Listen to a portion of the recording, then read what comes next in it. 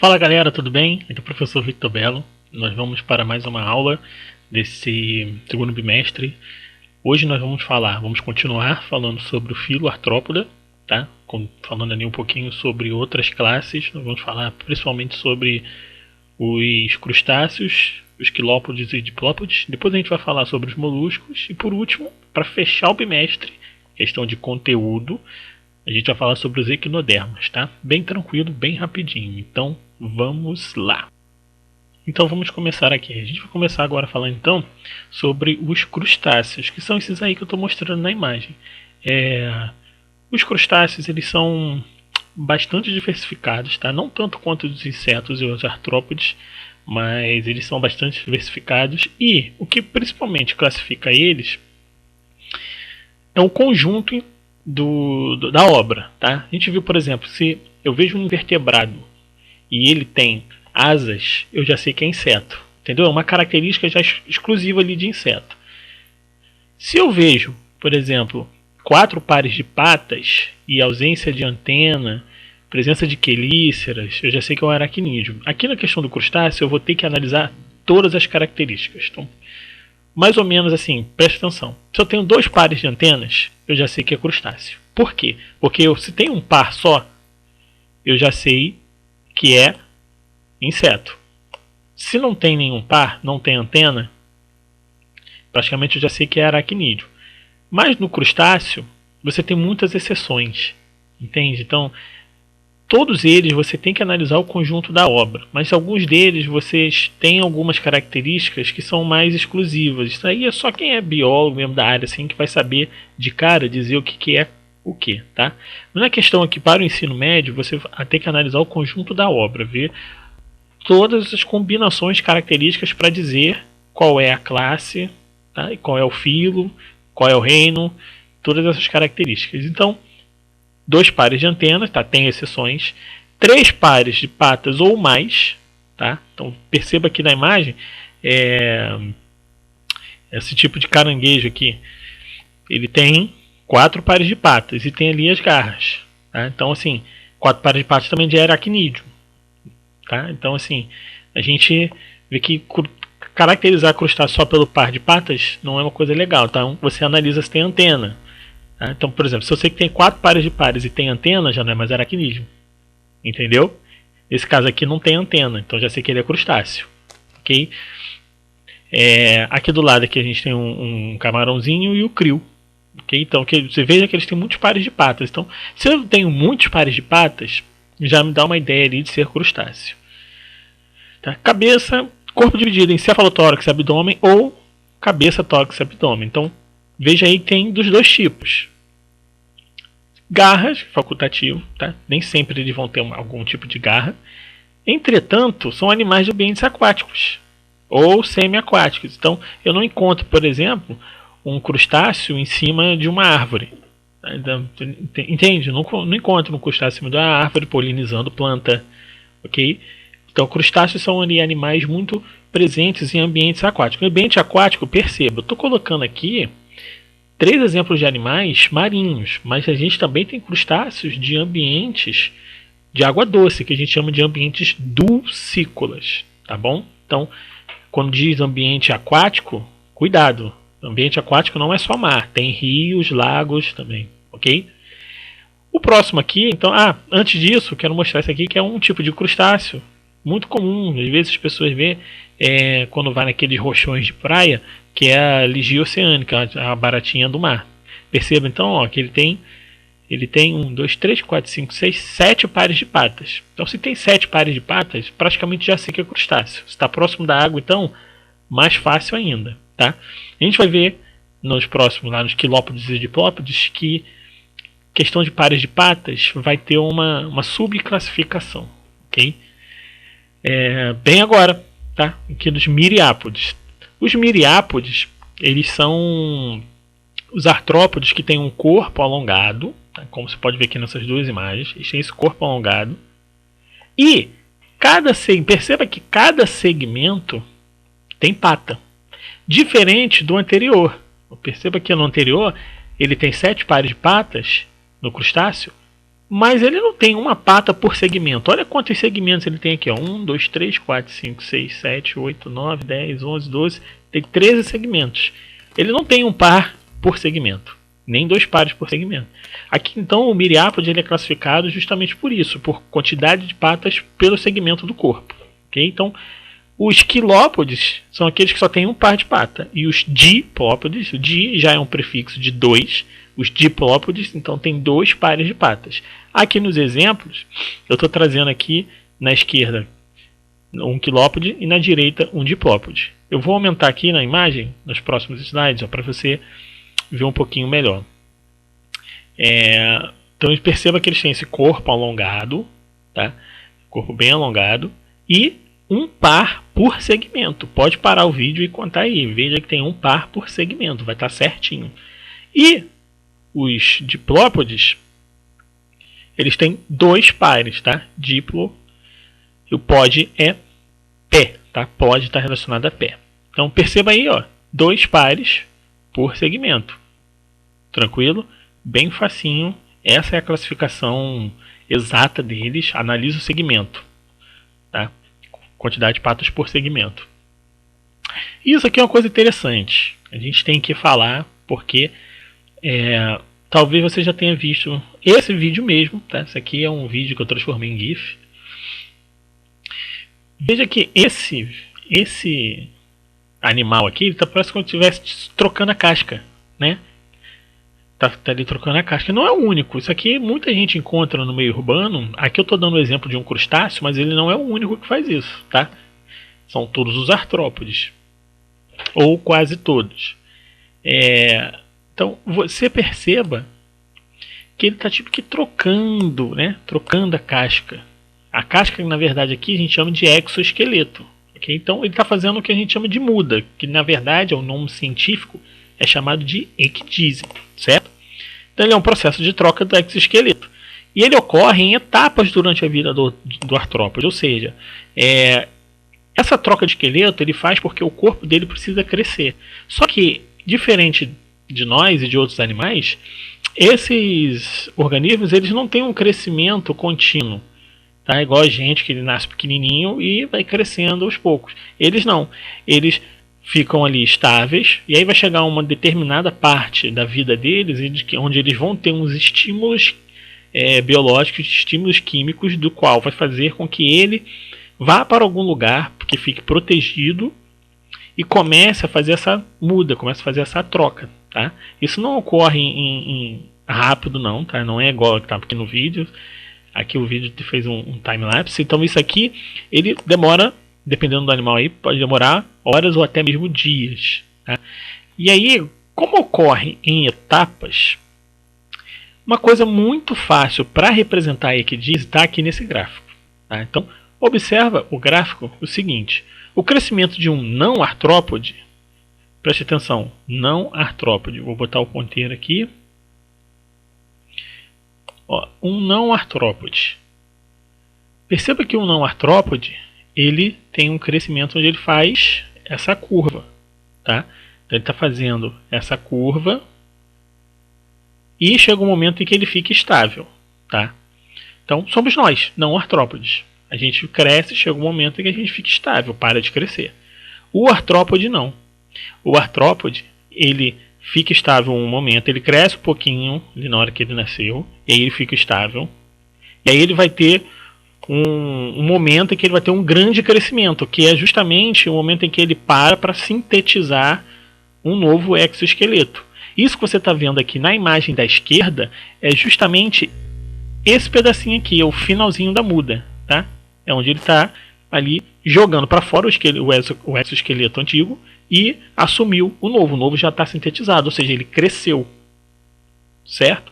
Aí agora, a partir, por exemplo, esse animal que acabou de sair aqui, ele vai manter o crescimento dele até que ele pare em algum momento lá, aqui no segundo momento aqui, ó, nessa segunda curvinha aqui, e aqui ele então vai fazer uma segunda muda e crescer mais ainda, tá? Ele vai parar, vai começar a, dentro do corpo dele, sintetizar proteínas para crescer para distribuir para o seu corpo, e aí quando ele tiver grande o suficiente, ele vai jogar para fora aquilo que está impedindo a expansão do novo exoesqueleto e vai sair, certo? Então, vamos continuando. Agora vamos falar um pouquinho sobre os moluscos, tá? Que a gente chama de filo molusca. Características gerais dos moluscos: corpo mole, tá? Corpo mole e presença de concha calcária secretada pelo manto. O manto é uma estruturazinha que fica aqui, olha, esse aqui de baixo. Esse aqui é uma lesma, tá? Um tipo de lesma. Então perceba que a lesma, ele é um molusco, que tem um corpo mole. Isso, por exemplo, o corpo mole, o nome mole, é o que dá a ideia do molusco, o nome de molusco, certo? Então, olha aqui, perceba que ele não tem concha, mas ele tem um manto. Tá? O manto é essa camada aqui que fica secretando, fica liberando as substâncias que vão ficar rígidas e dar formato à concha. Tá? Ele não tem concha, mas ele tem manto, certo? E aí o que é interessante? Eles têm pés. Okay? Não é o pé igual ao nosso, tá? Porque o nosso tem osso, o deles não tem osso. Mas eles têm pés, não é essa estruturazinha que você está vendo aqui embaixo, assim, uma de cada dessas aqui, não. Tá? O pé é como se fosse uma estrutura única, plana, tá? Em que ele vai se arrastando. Okay? Tem a rádula. A rádula é uma coisa muito interessante, porque é como se fosse uma língua que vai raspando ali o substrato onde eles estão. Então, por exemplo, esse animalzinho aqui, ele está arrastando a língua dele. Se tiver algum alimento aqui, ele está arrastando a língua dele ali embaixo e pegando alguns nutrientes. Então perceba, isso aqui é mais um videozinho que eu fiz. Que eu transformei em GIF, mostrando a rádula. Ó. Tá vendo a rádula passando aqui, ó? Ó, vai liberar, vai lamber. Ó, lambeu, viu? Lambeu ali. Certo? Ó. Aqui tá a rádula lambendo. Bem aqui. Ok? E aí, continuando então, quais são os principais representantes? Então, de novo, a gente está estudando filo. Tá? O filo molusca do reino Animalia. Tá? O reino Animalia tem, para o ensino médio que a gente estuda, 9 filos. Cada filo é dividido em diferentes classes. Cada classe em diferentes ordens. Lembra lá do reficofage. Então a gente está estudando agora os filos e vamos começar a estudar agora as classes desses filos.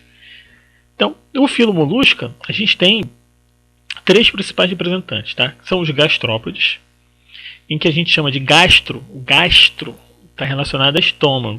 Por isso que quando eu vou no gastrologista, eu vou ver problemas de estômago. Porque é um especialista em situações ali de estômago e intestino também. Tá? E ele é poda porque está relacionado a pé. Então é o gastropoda, gastrópoda. Por que isso? Porque perceba nas imagens que, como eu falei, o pé dele está bem aqui embaixo. E ali, acima do pé dele, nessas regiões mais aqui assim, você tem toda a estrutura relacionada à digestão. Certo? Então a gente diz que ele é um animal que é pé com estômago. É isso, é gastrópode. Okay? Então, e a gente também tem os cefalópodes, certo? Os cefalópodes, eles são céfalo, é de cabeça, e pode de pé. Então, são polvo, lula, e aqui eu trouxe um exemplo que eu gosto, que é o Nautilus. O Nautilus, ele é um animal que é considerado um fóssil vivo, porque a gente tem fósseis de Nautilus com mais de 200 milhões de anos. Então, ele é um animal aí que está na Terra há muito tempo, certo? E aqui tem lula e polvo. Professor, não sei qual é a diferença aí entre lula e polvo. Presta atenção. A lula, ela tem a cabeça mais longitudinal. Perceba que ela é mais alongada, assim. O polvo, ele tem uma cabeça mais redondinha. Tá? Então essa daí é a primeira característica que você pode ver de a diferença entre um polvo e uma lula. Aí vem outras questões também, que é o número de tentáculos, enfim. E isso a gente não aborda na prova a nível de ensino médio, não. Tá? Mas por curiosidade, eu já estou falando aí para vocês. E nós temos também os bivalves. Bi é de 2. O valve é de válvula. Tá? Então, são animais que, como se tivessem duas válvulas. Quais são eles? Os mexilhões e as ostras. Então, perceba que cada conchinha dessa aqui, ela abre assim e fecha. Abre e fecha. Se ela abre e fecha, eu tenho duas conchas, ele é um bivalve. Certo? E por que ele tem o corpo mole? É o que tem dentro da concha. Então aqui, ó, o mexilhão, perceba aqui, essa concha, dentro dela tem esse corpo mole, que é o corpo do animal, certo? Essa questão aqui da concha é o que ele faz de exoesqueleto. Aqui na ostra a mesma coisa, aqui é como se fosse a parte de cima, e aqui é como se fosse uma parte de baixo. Perceba que dentro, na parte aqui de dentro, a gente tem o corpo do animal. Certinho? O que mais temos de interessante? Qual é a importância de estudar os moluscos? Não é?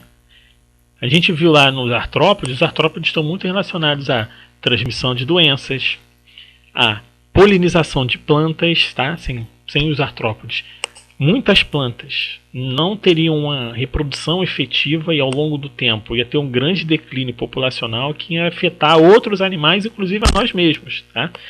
Por exemplo, café é uma das coisas que é muito dependente de polinizadores para se propagar. Então, ali aqui no molusco, por que a gente estuda molusco? A gente já estudou algumas coisinhas disso, inclusive nesse bimestre.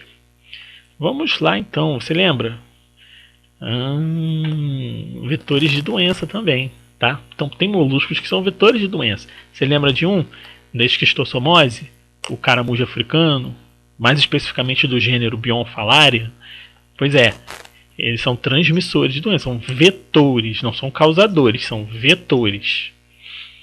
Também tem uma grande importância ecológica. Por quê? Porque os cefalópodes, eles estão numa cadeia alimentar.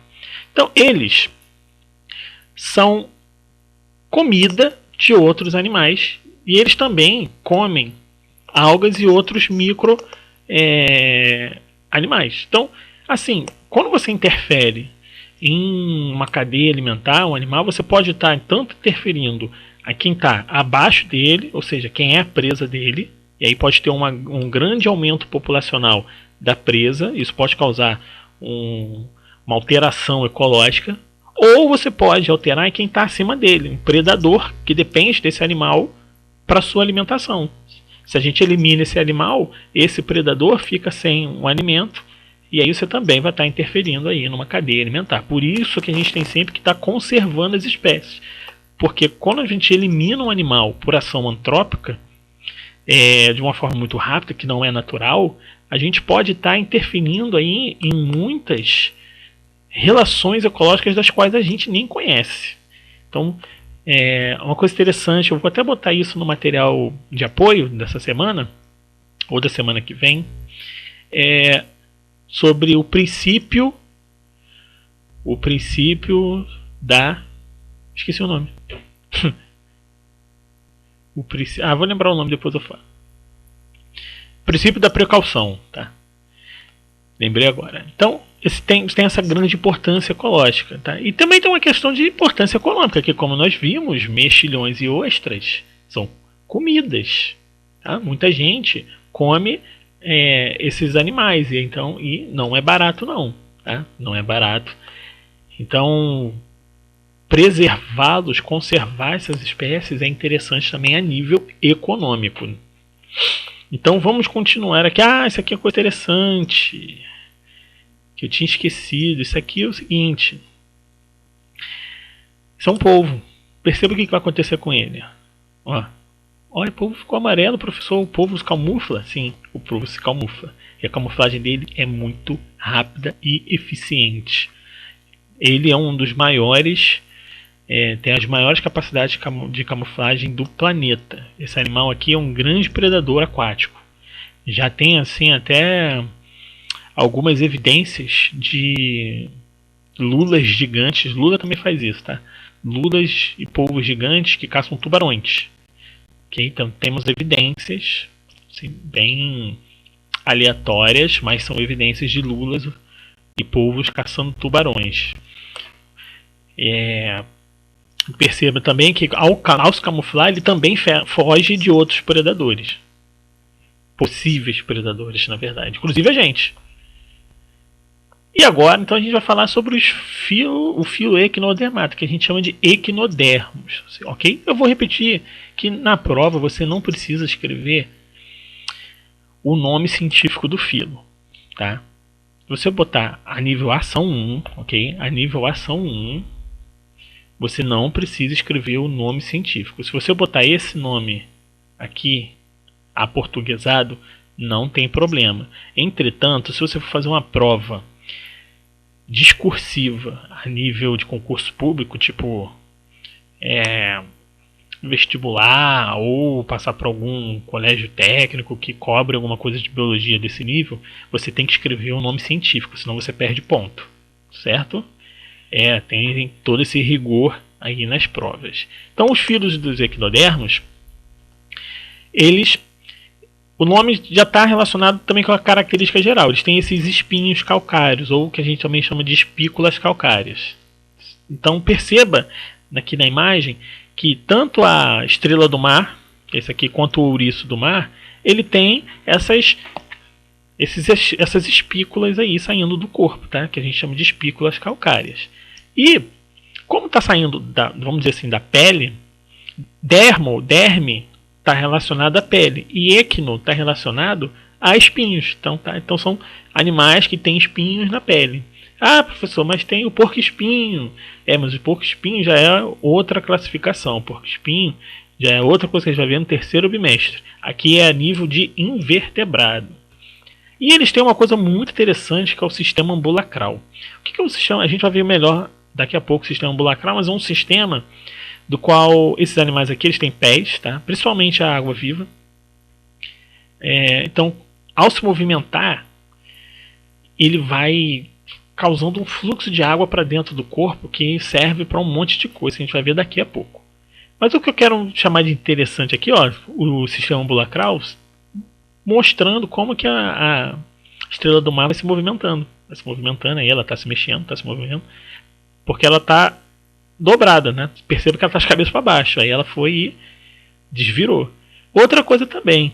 Perceba assim, ela está com 4 patas. E o que é aquilo ali, professor? O que é aquilo ali no centro? É a cabeça dela? Isso aqui é a cabeça dela? Não, não é a cabeça dela, tá? Isso aí é uma das partes que ela perdeu por algum motivo, acidente, predação, enfim. Não cabe uma análise disso aqui, como foi a causa. Mas o que é interessante é que as estrelas do mar, os equinodermos, eles têm uma alta capacidade regenerativa, igual a gente viu lá das planárias. Lembra da planária que a gente parte ao meio e aí aqueles 2 pedaços se formam outro. Se eu partir cada um desses pedaços, eles vão se formando mais ainda. Aqui na estrela do mar é um processo semelhante, okay? Um pouquinho mais lento, mas ocorre essa regeneração. Quais são os principais representantes? Como eu falei, a estrela do mar, o ouriço do mar e o pepino do mar, certo? Então não precisa ficar muito preocupado assim com exemplos, não. O que é mais importante é isso aqui. Qual é a importância? Estudar os equinodermos e identificar, como a gente viu ali, que são esses espinhos calcários. Então, uma classificação bem simples. Você bateu o olho, caraca, tem espícula calcária, é invertebrado, equinodermo. Eles são muito importantes para controle de populações. O que é o controle de populações? Mais uma vez, eles são predadores de outros animais e também são predados, certo? Então, quando eles estão no ambiente, eles participam de um equilíbrio ali das populações de suas presas e dos seus predadores. Quando eu interfiro nisso, eu estou interferindo na teia alimentar de um sistema. Eu posso estar interferindo na teia alimentar de um sistema a ponto de que eu vou causar um colapso em outra população ou populações. Então, a gente tem que ter o princípio da precaução. Tá? Não mexe, porque você não sabe qual é a merda que vai dar nisso aí. E a gente tem também uma relação de alimentação. Alguns desses animais aqui, eles são muito importantes para, como disse, controle de populações, para a alimentação de outros. Então, os equinodermos, eles são muito importantes para um equilíbrio ecológico a nível de controle de populações. E aí você pode falar assim, professor, mas então aí são com todos os animais isso. Exatamente. Por isso que tem o princípio da precaução de não sei qual é a merda que vai dar, não mexo. Ok? Mas aí pode estar interferindo negativamente em alguma outra população. Sim, mas isso são coisas que a gente faz uma análise antes de mexer. Por isso que a ideia é não mexe se não conhece. Tá? Se eu conhecer e souber o que eu posso fazer com essa população, aí são outros 500.